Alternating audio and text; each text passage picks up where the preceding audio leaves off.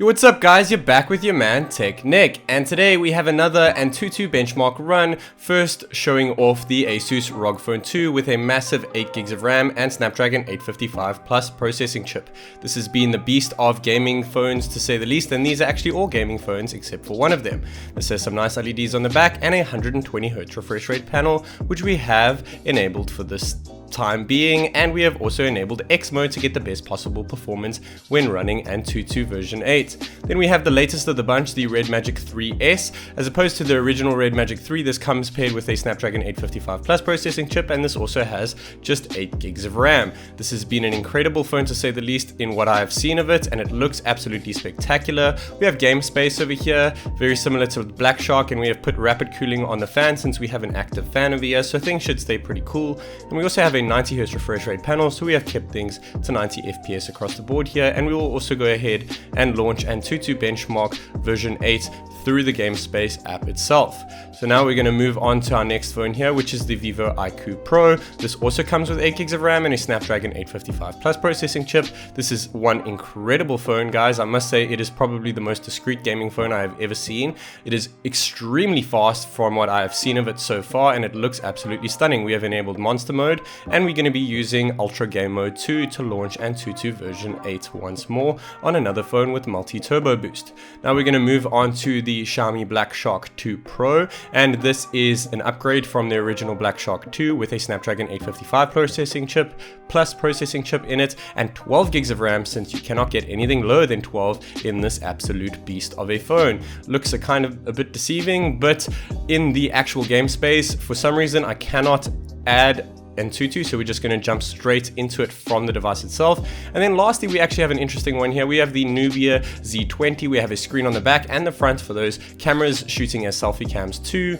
This actually runs a Snapdragon 855 Plus processing chip in it and 8 gigs of RAM, and this is the only non-gaming phone here, and actually the only non-gaming phone with a Snapdragon 855 Plus chipset in it. We have no option for 90 FPS here since we have a 60Hz display over here, and we're going to jump into AnTuTu on Game Space as well, like in the other Nubia phone that we have here.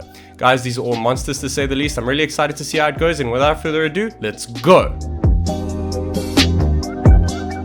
Okay guys, so we're shooting straight into AnTuTu here. It's not going to take too long to run through the bench since I have sped it up quite a lot. You guys should know what this bench is all about, and we really want to go ahead and speak about the results after this. That's why I've sped it up so much, just to see which one actually finishes first and how they actually do perform their results at the end of the test. Like I said, the test will be over in a matter of seconds, and there we go. We have the Nubia Red Magic 3S finishing in first place, and it finished first too. This has the highest memory and UX, which is user experience, on AnTuTu over here, and it came first overall points there too. It's an absolute monster and the king to beat, going beyond the ROG Phone 2. In second place, we have the IQOO Pro over here, not far behind the Red Magic 3S with the highest GPU count in it, so that might be a little bit more important to you than memory and user experience. Then in third place, we're going to move over to the Asus ROG Phone 2 with the highest CPU bench over here. It is not the highest in anything else, but it is definitely the highest in the CPU department, so if that matters to you, then this is the phone to go for. This is also one awesome phone when gaming with those air triggers, and I cannot say I could be any happier with the phone. Then in fourth place, we have the Nubia Z20, surprisingly a non-gaming phone, not last. And this is second in the GPU department, but it doesn't beat anything else in any other areas over here, though it's really not bad for second in the GPU department as opposed to the Asus ROG. Then in fifth place, we have the lowest user experience score out of all the devices, and it didn't beat any device in any other department, the Black Shark 2 Pro. It's not terrible, and the score is still pretty comparable, but I must say it's actually pretty similar to the original Red Magic 3 with a Snapdragon 855 processing chip.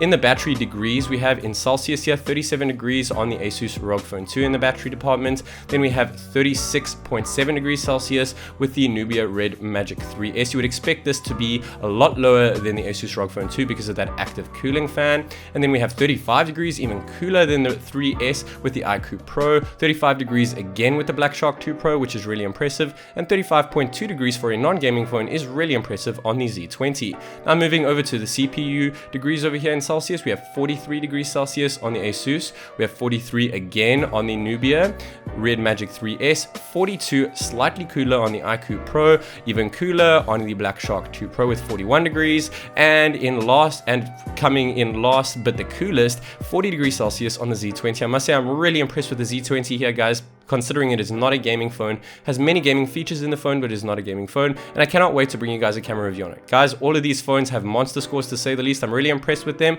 and until next time, guys, this is TechNick.